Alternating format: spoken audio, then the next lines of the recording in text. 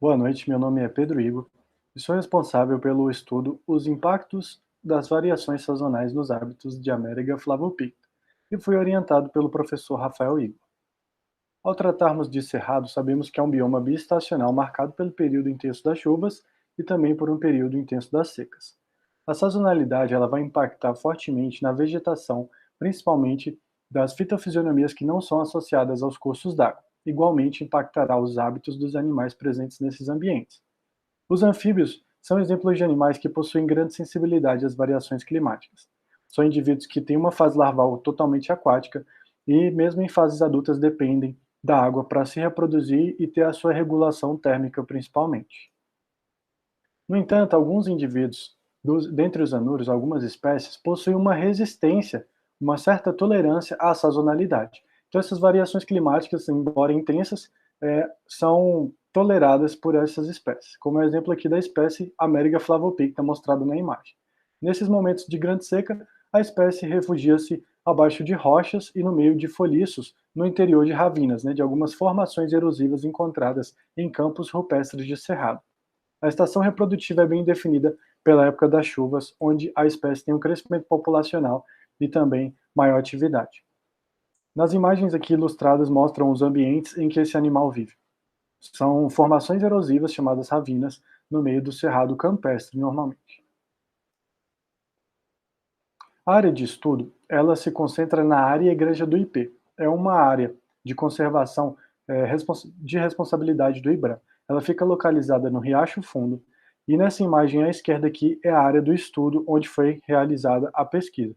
É uma formação erosiva onde a presença de rochas possui uma presença abundante de indivíduos da espécie Améringa flavopicta.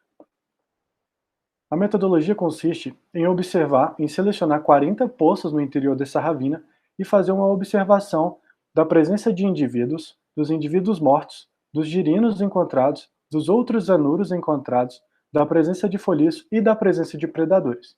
Ao início do estudo, vale ressaltar que todas as poças elas estavam cheias de água e, à medida que o tempo foi passando, elas foram secando. O monitoramento foi realizado desde o cessar das chuvas do início da seca até o mês de agosto. Os resultados evidenciaram um grande número de indivíduos adultos da espécie. A água permaneceu nas regiões centrais da ravina. Então, a ravina ela se estendia numa região de 800 metros aproximadamente. A sua cabeceira até o seu término continham as 40 poças. Os indivíduos eles permaneceram nos locais onde havia mais água. A água permanecia mais tempo. As regiões da cabeceira e terminais da ravina, elas foram as regiões que primeiro começaram a secar suas poças, permanecendo assim só água no meio da ravina, na região central da ravina, onde foi a maior concentração de indivíduos à medida que o tempo ia passando. Fomos surpreendidos também pela grande quantidade de predadores que foram encontrados e também associados à presença da água e à presença de indivíduos adultos. Dentre os predadores encontrados, foram encontrados aracnídeos, como exemplo da aranha pescadora e aranha da cachoeira, alguns lagartos, como exemplo do lagarto verde, alguns quelônios, como exemplo do cágado barbicha, e também alguns insetos, como a barata d'água. Algumas serpentes também foram encontradas próximas a regiões das poças. Outro dado que surpreendeu bastante a equipe foi o alto número de indivíduos mortos. Houve uma, uma grande mortandade, de indivíduos mortos, e somente em locais onde havia água.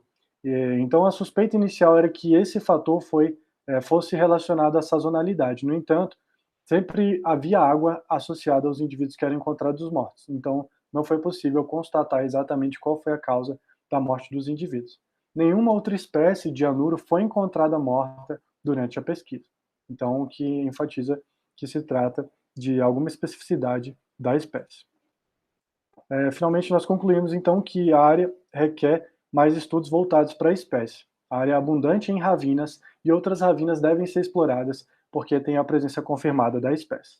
É importante também explorar novas comunidades no local, embora as comunidades estejam em regiões distintas e espécies parecidas, elas são diferentes. Investigar a causa da mortandade ocorrida no local para descobrir a causa da morte. Agradeço a atenção de todos.